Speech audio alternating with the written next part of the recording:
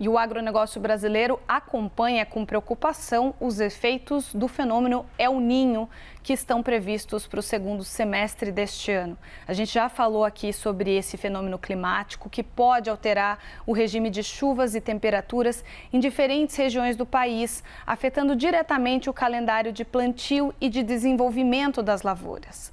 Hoje a gente conversa com o Desirê Brant, da Meteorologia Notus, para nos contar como isso está entrando no plano da cadeia agrícola. Desirê, bem-vinda, muito obrigada por conversar com a gente.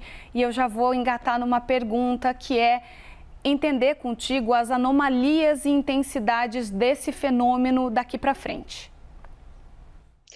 Boa tarde, Isadora. Boa tarde também a todos que nos acompanham. Obrigada mais uma vez pelo convite à Notus para falar a respeito, do fenômeno El Niño.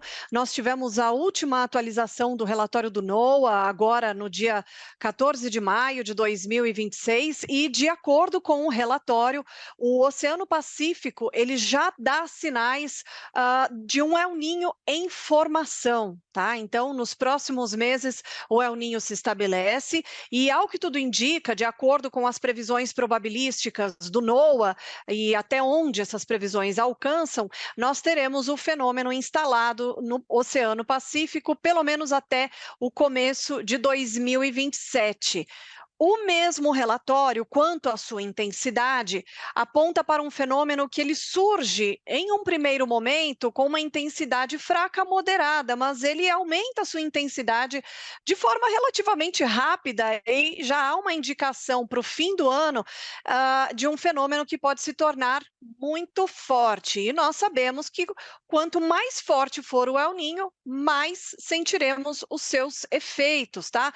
Só a título de valores, Por exemplo, para o trimestre novembro, dezembro e janeiro, a probabilidade é de 30% para um fenômeno de forte intensidade e 37% para um fenômeno muito forte, tá? Então, o El Niño já está, de fato, aí se formando, não tem como fugir disso, o El Niño se forma mesmo, ganha intensidade e há uma grande chance de que seja um fenômeno forte ou muito forte, sobretudo no fim do ano, que é quando sentiremos muito mais os seus efeitos. Além disso, Isadora, é importante considerarmos também o cenário climático atual. As mudanças climáticas acabam potencializando os efeitos do fenômeno El Niño. Então, mesmo que daqui a algum tempo a gente tenha as atualizações do relatório do NOAA indicando que ele não será tão forte assim lá no Pacífico, por conta das mudanças climáticas, por conta do planeta estar mais aquecido,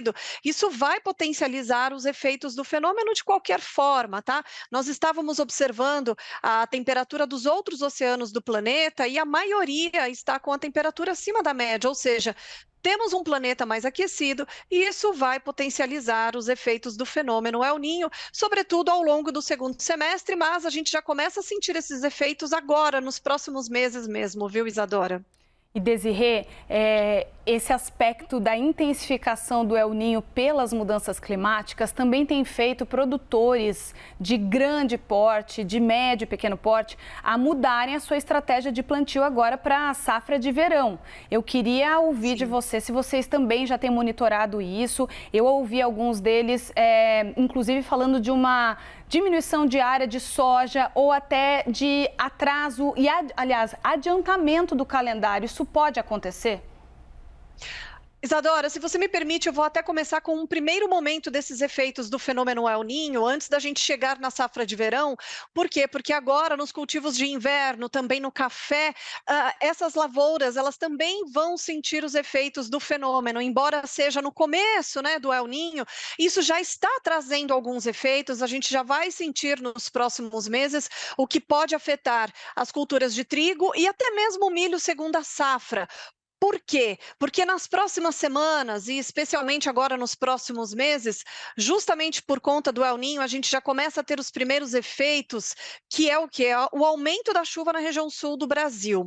E esse aumento de frequência de chuva, de abrangência, de volume de chuva, isso, claro, que por um lado é muito bom, isso garante excelentes índices de água disponível no solo, mas essa chuva, em algum momento, ela pode ser desafiadora. Por exemplo, para o milho segunda safra pode cair em um momento ali que pode trazer dificuldades no momento da colheita, além de trazer também algum prejuízo na qualidade dos grãos. Para o café, o meu recado é o seguinte: neste ano, justamente por conta do El Ninho, o inverno, em termos de temperatura, ele vai ser mais fraco. Por um lado, é bom porque diminui o risco de geada tardia. Não que não vá fazer frio, viu, Isadora? Agora, em junho, ainda tem previsão para alguns episódios até fortes de frio. A temperatura deve cair, teremos algumas ondas de frio. Só que, com o El Ninho se estabelecendo, esses episódios de frio vão se tornando mais fracos, mais espaçados, o calor chega mais cedo. E o outro ponto é o seguinte: essa chuva que fica bem frequente no sul do Brasil, eventualmente, agora no meio do ano, ela pode alcançar áreas do Sudeste, como São Paulo, sul de Minas, até mesmo Cerrado Mineiro, região do Triângulo, Zona da Mata. E aí, a combinação de calor e umidade pode resultar em florada indesejada. E aí, essa florada indesejada pode trazer um efeito lá na próxima safra do café. Lembrando que este ano é a bienalidade positiva e ano que vem é negativa, tá? Então fica aí essa atenção agora para os cultivos de inverno e para o café. Agora, respondendo a sua pergunta em relação à safra de verão, olha, eu diria que um resumo da ópera é o seguinte: claro que a soja ela terá muitos desafios. Por quê? Bom, os modelos eles até indicam chuva acima da média. A questão é a qualidade dessa chuva, tá? Porque ela pode cair toda de uma vez em poucos dias e depois abrir um espaço prolongado, sem chuva e com temperatura elevada. Isso é um grande desafio para o produtor de soja, dele acertar o calendário ali, para que não tenha tanto risco de perder essa soja, de ter replantio, todos esses desafios que a gente já sabe que o produtor rural sente, né? Mas, de qualquer forma, o que a gente espera, né, é que a soja aconteça, ela deve acontecer, vai chover no Mato Grosso, claro, como eu disse, teremos os desafios. Agora, o desafio ainda maior fica para o milho segunda safra lá de 2027, por quê? Com a intensificação do El Ninho no fim do ano, começo de 2027, aí o risco de parada de chuva, de aumento de temperatura, fica ainda maior. E lembrando que em verões com El Ninho, a chance da chuva ir embora mais cedo do sudeste e do centro-oeste, ela é alta, tá? Então isso acabaria prejudicando muito mais o milho segunda safra. Então, um resumo é o seguinte: a soja vai acontecer com dificuldades, com desafios. A gente sabe muito bem como que é um ano de El Ninho com a irregularidade da chuva. E um segundo momento é o milho segunda safra. E embora a gente ainda não tenha uma previsão de chuva, né, os nossos modelos ainda não alcançam lá o fim do ano, dezembro, janeiro, a gente sabe muito bem que em anos de El Ninho o risco de seca para o Mato Piba é elevado. Então a gente também acende aí essa luz amarela, quase vermelha, né, para as áreas do Nordeste e do Norte do Brasil. Se antecipou uma das minhas perguntas, que era justamente essa área do Nordeste. Mas, como você já adiantou, eu queria encaixar nesse papo as frutas. Tem muita fruta de produção de exportação Sim. nessa região. Como que ficam as frutas e como é que fica, diante de tudo isso, a inflação dos alimentos? Sem dúvida a gente pode sentir no bolso de uma forma ou de outra, né? Porque, de uma forma geral, o Brasil vai ter bastantes dificuldades em termos não só da produção agrícola, mas a gente também fica de olho em nossos mananciais, especialmente no fim do ano. Tudo isso vai influenciar a economia aqui no país, né? Sem dúvida alguma. Agora, respondendo a sua pergunta em termos de frutas, bom, no Nordeste já sabemos, né?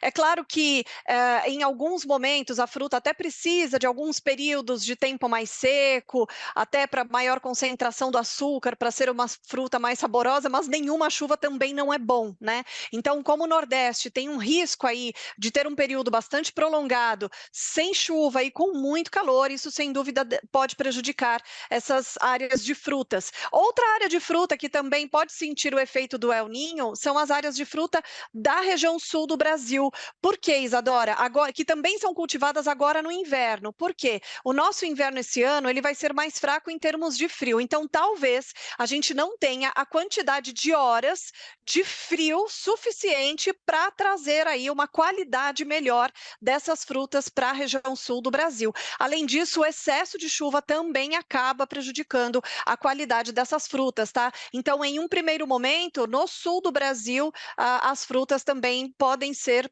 prejudicadas, podem sentir os efeitos do El Ninho por conta do excesso de chuva e da falta de horas de frio que são necessárias para a produção dessas frutas, para uma boa qualidade. Desirê, muito obrigada. Você nos deu um panorama das culturas brasileiras, do que pode e vai acontecer. E a gente fica aí com um recado de que muito planejamento, muita preocupação. E a gente volta a conversar contigo a qualquer momento. Muito obrigada pela participação.